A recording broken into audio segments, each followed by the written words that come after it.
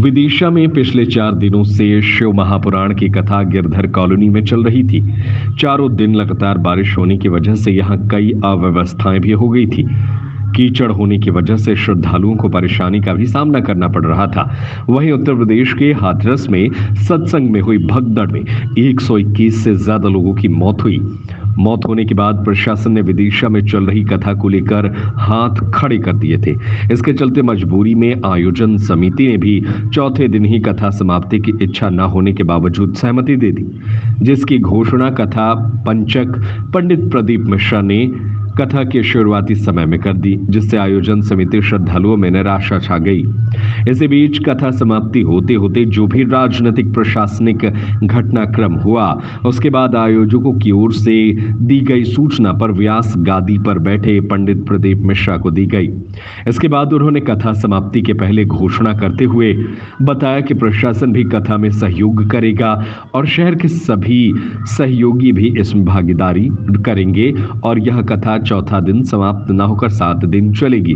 उन्होंने यह भी कहा कि शासन और प्रशासन के गाइडलाइन का सभी श्रद्धालु पालन करें, किसी प्रकार की अप्रिय स्थिति निर्मित न होने दें। नई कथा के मुख्य आयोजक पंडित रवि कृष्ण शास्त्री ने कहा कि सभी के सहयोग से वृष्टि के बावजूद 4 दिन की कथा संपन्न हुई है। आगामी 3 दिन की कथा भी हमें प्राप्त हुई है जो 7 दिन चलेगी, जिससे प्रत्येक शिव भक्त प्रसन्न है और प्रशासन के साथ मिलकर शहर के प्रत्येक व्यक्ति के साथ मिलकर तमाम व्यवस्थाएं जुटाएंगे, 7 दिन की कथाओं को पूर्ण करेंगे। श्री शिवाय नमस्तुभ्यम।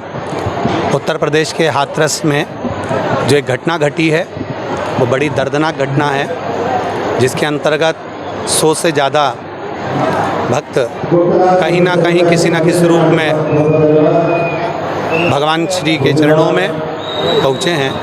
ये घटना जो जनमानस को हृदय से कछोट रही है। वास्तवता है कि इतने सारे भक्त एक साथ इस घटना के अंतर्गत अपने प्राणों को त्याग दिए। कहीं ना कहीं किसी न किसी रूप में सहयोग की अगर भावना होती तो बहुत सारे लोग बच सकते थे, पर कहीं ना कहीं एक के ऊपर एक बता रहे हैं। हमने तो न्यूज़ चैनल के माध्यमों से ही देखा है कि एक के ऊपर एक लोग गिरते चले गए और उसमें घटना घटी।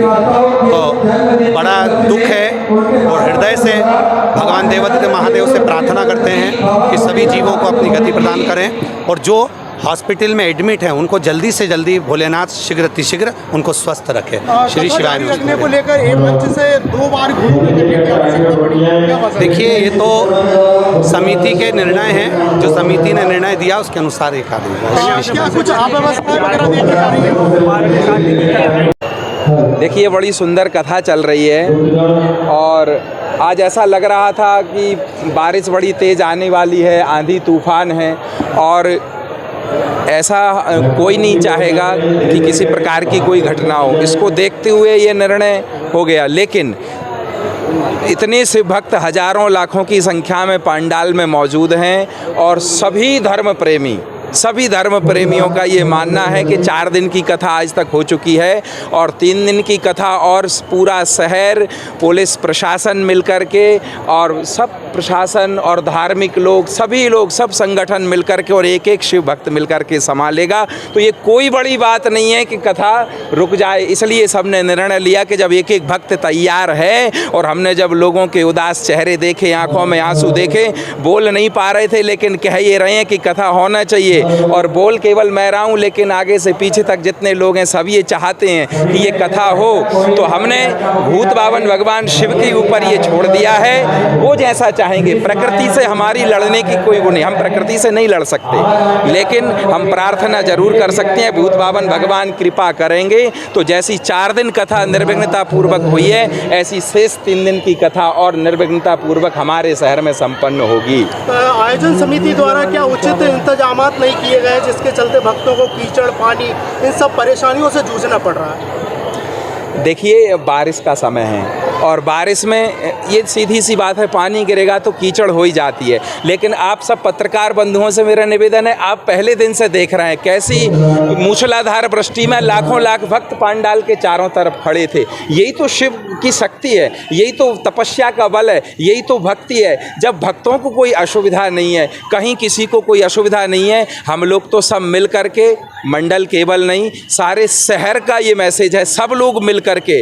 और कुछ मेरे उस तरफ भी जो मीडिया बंधु हैं वो भी चुपचाप मेरी बात सुन रहे हैं, लेकिन भीतर से कह रहे हैं कि ये कथा होनी चाहिए और यही हमारा बल है मिल कर के। और इसी बल पे हमने कहा है कि 3 दिन की कथा और पूरा शहर, पूरा धार्मिक जनमानस और एक एक व्यक्ति, एक एक नगरवासी, एक एक क्षेत्रवासी सब मिल कर के इस कथा को हम संपन्न करेंगे। और मैं सबसे आह्वान करता हूं आप सभी के द्वारा कि एक एक व्यक्ति अपनी सेवा प्रदान करे। अब ये 3 दिन की कथा और हमें संपन्न करना है, जहां जिसको सेवा लगे कि हम किस प्रकार की सेवा, किस प्रकार का श्रमदान कर सकते हैं, किस प्रकार हम अपने आप को यहाँ खड़े करके और जो लाखों लाख जनमानस हैं उनको कथा सुनवा सकते हैं। सुनने में आ रही थी कि प्रशासनिक दबाव भी कोई कथा को लेके कि कथा ना हो, जिसको लेके महाराज जी ने बोला था कि आज अंतिम दिन है। देखिए बातचीत सब चल रही थी, अभी तक जो कथा हुई है वो प्रशासन के सहयोग से ही कथा हुई है। हमारा मंडल के अकेला कोई व्यक्ति अकेला कथा नहीं करा पाता।